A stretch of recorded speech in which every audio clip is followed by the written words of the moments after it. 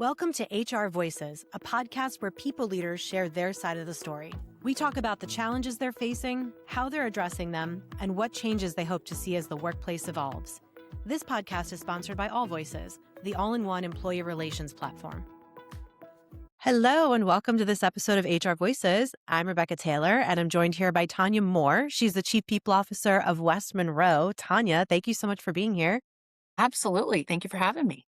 Yeah, I'm excited to chat with you because I was doing a little bit of research on you before we started to come here. And I noticed that you talk a lot about sort of the intersection of human skills and AI and all of these topics that are really, really relevant for people that are listening to this podcast and people that are kind of trying to learn. So before we dig into sort of the bigger kind of chats, can you ground us in sort of a little bit more of the reality of what your role is?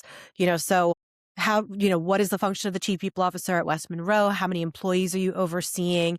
And, how do you kind of look at how your team needs to sort of function right now? Sure. So West Monroe is a business and technology consulting firm. We're about a little over 2,000 people. And so my role as Chief People Officer is really to lead all aspects of the people experience. And so that's everything from how we hire to how we retain to how we do succession planning to how we build skills. It's really aligning the people strategy to the business strategy and then doing all of the execution as a result. Such a key part is sort of aligning the people strategy with the business strategy. You see so much of it sort of all over the HR side of LinkedIn is sort of talking about the importance of that. So in that sort of endeavor, can you talk to us a little bit about some of the challenges that you're facing right now that, in sort of where the business is going or maybe in how you're aligning the people to that direction? Yeah, I would say the challenges that I'm facing are pretty consistent with what I hear from my peers. And that is, it's kind of the bar for what is required of some in this role continues to get higher and higher. And just the expectations for what's required. I mean, we came out of a pandemic and now we're in a situation where it feels like the mantra is do more with less, do it better, all while having a fabulous employee experience. And that's hard. It's Yeah. hard, especially in this world that is just constantly changing and is moving faster and faster. And it's hard to keep up with. So, I think that's kind of the environment that we find ourselves in. So, with that kind of backdrop, it's really us moving ourselves from, what used to be seen as an administrative steward of kind of HR processes to really a strategic architect. And when I say that, it's, I'm involved with our C-suite, with the board in architecting how do the people need to support where we're taking the business. And that takes a lot of flavors, with kind of all of the things that you would think about in an HR or people function and really doing it in a way that is not just executing, but you're constantly thinking of how do you do it better? How do you have better outcomes for the work that's being done, for the people themselves? So they want to come work here, they want to stay working here. And that's kind of really where the challenge is. How do you keep the train moving while making it faster and better all the time? Yeah. Do you have any, and I'm putting you a little bit on the spot, so it's okay if you don't, but do you have any advice for those HR folks that are kind of dealing with the feeling the need and the urgency of being really reactive to, sort of solving problems really, really quickly as they come, and who are trying to strike the balance of thinking more long-term as well? Because it can be really hard when it feels like we have to keep things moving so quickly, right? Because of the rate of technology, because of the way the world changes, that sometimes I think it's like you find yourself sort of sacrificing the long term for the sake of short term problem solving. So do you have any advice or perspective for someone who is trying to balance that, and maybe a tip or a trick that you use yourself?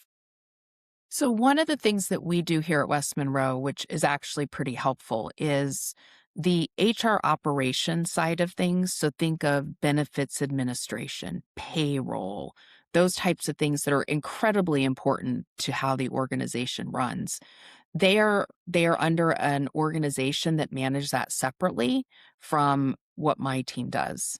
And so that's one way that companies sometimes have done that is really having focus and having each of those groups be excellent at what they do, but it makes it so teams don't have to feel like they have to do it all. And so you really have the opportunity to think about, I mean, each group is thinking about how do they make things better and better, but you're not focusing on quite as much. The other thing I think is along this line of focus is trying not to do everything. What are the couple of things that you're going to do really, really well? Getting that done, and then going to what are the next couple of things that you're going to do really, really well. And then I think the third thing that is, it really works for us and then it works for our clients is sometimes if you're behind with something, there's a couple different ways that you can approach it. You can, if you're trying to get from here to here, you can take a step at a time. And Hmm. sometimes that makes sense. Maybe the organization isn't ready, or, there are things that you need to do from a prerequisite standpoint. But sometimes there's an opportunity to what I call leapfrog.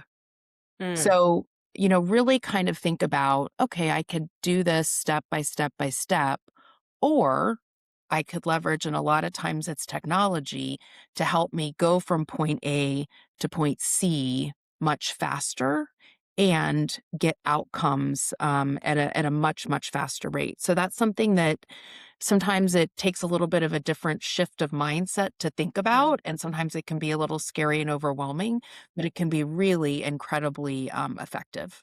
Yeah. I love the leapfrog concept because it's true. It's sort of, if you can bypass certain steps because of introduction of new technology that does allow you to kind of step ahead, then it's always in, I think, most companies' best interest to kind of think about that. And I think right now, one of the technologies we have to talk about it, right? That's really helping people leapfrog is AI. Sometimes for better, for worse, right? Like I think that there's still different levels of learning and education around kind of how to leverage it. And, our point of view is always that AI is a tool, it's a resource. It doesn't do a job for you. It doesn't, it's not an employee necessarily. It's something that can really kind of help you get information so that you can use your judgment to get to the right outcomes. So can you talk to a little bit about what your AI strategy is with your team, with your employees, doing a lot of research on you. And I see that you're kind of really in this space a lot. So I'm super curious to hear about that. We are leaning in heavily, really heavily. So, what I would say is last year, we really focused on making sure across the organization we had a certain level of what I would call AI literacy, that the entire organization from our CEO down understood where the technology was going, understood what the technology was, understood how to leverage it, and was really starting to use it. I would say right now we probably have 100 super users in the organization, and I don't use super users lightly. People that are out there experimenting, building custom GPTs, like people that are really, really at the forefront. We made a ton of progress last year in terms of developing products that helped our clients. So, one thing people struggle with when they're trying to modernize their organization or they're trying to get into the AI space is having their data ready for that. And so we created a product called Intellio Hopper, just as an example, that modernizes your data, converts your data 80% faster. Like that's just something, it's hard, it's gorpy, but if we can do it better and faster, those are kind of some of the things that we're focusing at. So, looking at it from an offering perspective, what are some of the client pain points that are pretty consistent that we can leverage technology again to deliver outcomes better, faster? And internally, really thinking about how do we really change our workflows? And so, as I think about what success looks like for us at the end of the year, it's having at least 10 new offerings that are, and again, it's not 100, it's 10 that are really, really meaningful to the vast majority of our clients. It's having at least 3 new ways, 3 I'm really hoping for 5, but minimum of 3, 5 ways that we have radically reinvented workflows, and not just a portion of our consultants are delivering with it, but the entire organization is now using this AI-enabled workflow. So it's starting to take the concepts and really leverage those into how are we leveraging tools? How are we leveraging technologies to augment and lift the abilities of our entire workforce? Now, we do all of that very much kind of what I heard you say with what we call human in the loop. So we're big believers that the technology gives us better insights. It can make us faster, can give better outputs, but only if we're paying attention and if we're putting our intellect into how that happens. So we are really focusing on the AI and human connection, what that looks like, where to make sure that you have the thought process that goes into how you interact with it. Once it does its work, that you're really putting the thought process as a result of that too. I think that's great as sort of that human in the loop side is also the part that in my experience has made employees feel a little bit less threatened by the concept, I think, because they see, okay, maybe some parts of my job will be automated to an extent, but I'm still the one that has to make sure that the data that goes in is clean and accurate. And then whatever the AI output might be, I'm still then the one that has to decide what to do or not to do with it. And it can be really empowering. And I think something that you're saying that is really, really, really good advice is sort of don't try to take 10 steps at once. Think about it from steps one, two, maybe, maybe there's and something you could sort of jump over, but taking it slow and kind of mastering certain steps before you get to the next is really kind of important. Something I want to ask about that you've been mentioning a little bit is the workflows that you've, sort of talked about and automated. So are you able to be a little bit more specific about an example of a workflow that you automated with AI? Sure. We do a ton of diligence works for companies that's going through mergers and acquisitions, and we're really well known for doing just a great job in that space. When you are a company that's going through a merger and acquisition and you're doing the due diligence, there's a ton of work upfront that is research. It's thousands and thousands of documents that are coming together that teams have to pore over to be able to collate, to be able to have insights into. That's a great example of we are now able to show up to clients and say, these are our initial insights based on what we've done with the leveraging of AI versus saying, hi, client, we'll be back in 2 weeks with these insights after we pour over all these documents. So we of course don't just pump it into technology and say this is what it spits out, but we use it to really be able to accelerate the pouring over all those documents so we can spend the time with, okay, this is what the data is. Now, what insights do we bring from it based on all of our work in this space? That is a great example, and thank you for that. Especially when I was in HR, I did my share of mergers and acquisitions too, and it's that time to just gather all of your documentation. That's the part that can make it really, really hard. And it's funny because we see a similar kind of workflow within All Voices because we're an employee relations platform, and so whenever you're doing an investigation, half of the battle is kind of getting all the documentation in place, right? And just like M&A, investigations are famously, stressful and timely, right? You can't take a lot of time to gather everything together and you can't, you know, you need to have all your documentation in one place if you can. And that's sort of it's actually a workflow that gets a lot of use for our customers too, because it kind of just allows you to know, okay, everything that I need is here. Now I can ask I can what are you seeing? I can pull dashboards knowing that all that information is collated, especially as, if you're hopping across different systems, because some documentation might be in QuickBooks, some of it might be in Salesforce, some might be in email, right? So if you're kind of doing it across so many different places, it just makes it so much easier to know that everything's in one spot. So I And love that Rebecca, example. something that I heard you mention that I have really appreciated with the technology is the what am I missing? What am Hmm. I thinking about? Because I find that, we all come to a task with a certain frame that's based on, our skills, it's based on our experiences. And so what I have really enjoyed is putting together, like for example, my 2026 people strategy this year. I put together my people strategy put it into Chat GPT and I said, what am I missing? Based on what we know about West Monroe, what we know about our clients, where the market's going, what am I missing? And it had some great things in there that I was missing. I was like, "Oh yeah, that's good. That's good." Yeah. So it helps us. I think it can be really, and it's such a basic use, but helping to kind of get rid of blind spots that we might have, helping to make something more complete than it might have been. It's just great uses that and great examples of it's not thinking for us, it's augmenting our thinking. Yeah. Yeah. You can almost use it as a thought partner. So if you think of it in that way where, you can, like you mentioned, you can find those blind spots, see what I'm missing. And because really good systems, or when you're using AI properly, it has a lot more context than you might be giving it in that moment. Especially enterprise ChatGPT has memory. So it remembers previous conversations you've had. It's kind of the value of, if you have platforms that are specifically doing a specific job, it'll have the context within the job that it's asking to be done. So you can use it as sort of a thought partner to say, what might I be missing? What might I not be understanding? And I think that that's also really helpful for very lean teams too, because there's so many companies that are doing more with less. They've seen staff reductions. And so you do sometimes lose that peer thought partnership.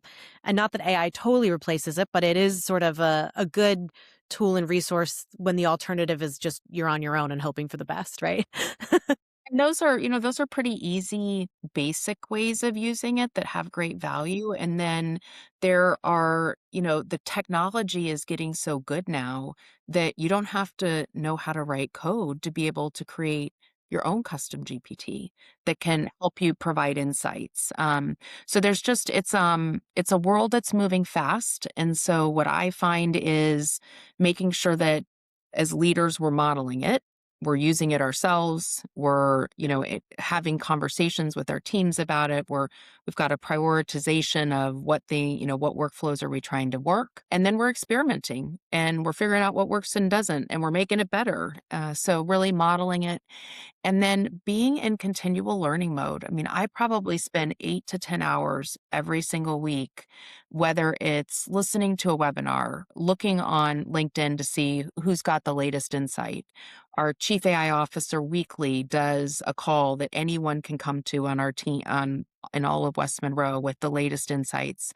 It's learning from others. There are some companies out there that are kind of ahead. And so how do you learn from others?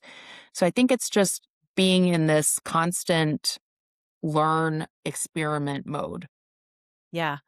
I think that's a really exciting place to be too. And I love that because I always call it learning out loud. It's just kind of, we're all in this space where, the technology hasn't been around for very long in the grand scheme of things. So we're all theoretically just as experienced with it as another person might be. And so if we can kind of learn out loud and experiment and try, I think that's kind of an exciting spot for us to be. And I love that you're preaching that and practicing that. And it takes a little different mindset, right? Because sometimes we'll be with companies and they'll say, well, where is the time you're giving me to learn? Right. Right. And the world is so different now that I think learning just has to be part of all of our DNA, because that's what's going to keep us employable, right? It's going to keep us up, it's going to keep us employable. So having employees see it as an investment in themselves as opposed to an ask by the company. And that's Yeah. a little bit different than Yeah. how employees might have perceived learning in the past. Yeah. You're right. It is this mindset shift of kind of owning your career, owning your development, and learning in the moment while you're at work too. I Yeah. think that we're kind of done with the days of, yes, it's helpful to have trainings, webinars to set a foundation, but the learning really happens in the trying and in the stuff that you try to do afterwards when you're trying to use a new tool to solve a specific problem. That's when you start to really build that muscle memory. Yeah. Yeah. Well, thank you. Do you have any closing thoughts before we wrap up? The only thing I would say is we are all in this together. Like no one has Yeah. this all figured out. And so as much as we're all willing to do things like this, share insights, connect with each other, I think that's really how we will figure out how work gets done as we move into the future. Yeah. Firmly agree. Well, thank you so much, Tanya, for being here. And thank you, everybody, for listening. And feel free to check out our next episode when it comes out again. Bye.